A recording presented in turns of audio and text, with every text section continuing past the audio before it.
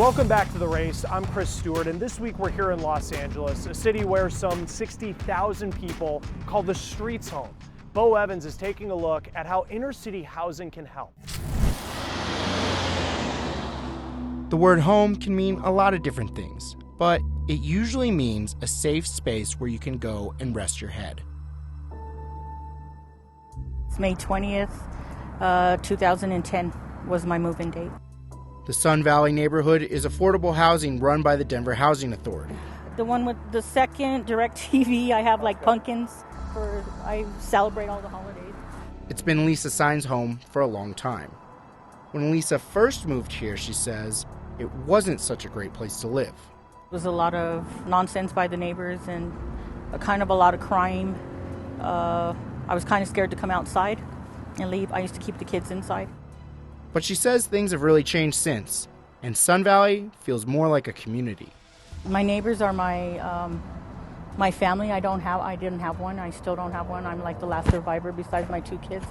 Ismael Guerrero, who runs the Denver Housing Authority, says for a long time it was tough to get people to talk about the need for public housing. Public housing, and in some ways affordable housing overall, has for many years not been the highest priority politically as a policy. And if you ask Lisa, that stigma is real.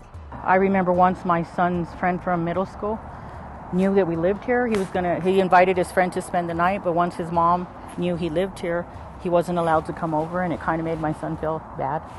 But that's changed. But Ismael is trying to change the narrative around public housing, and he's trying to make Sun Valley look more like this.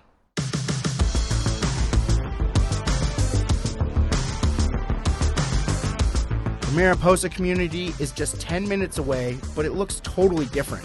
Ismael says it's an example of public housing in the 21st century.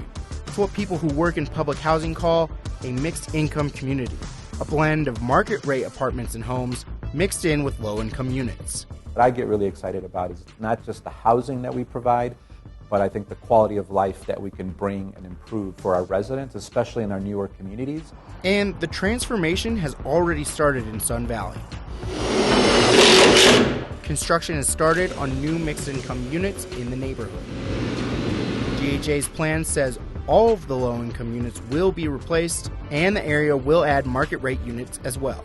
For The Race, I'm Bo Evans.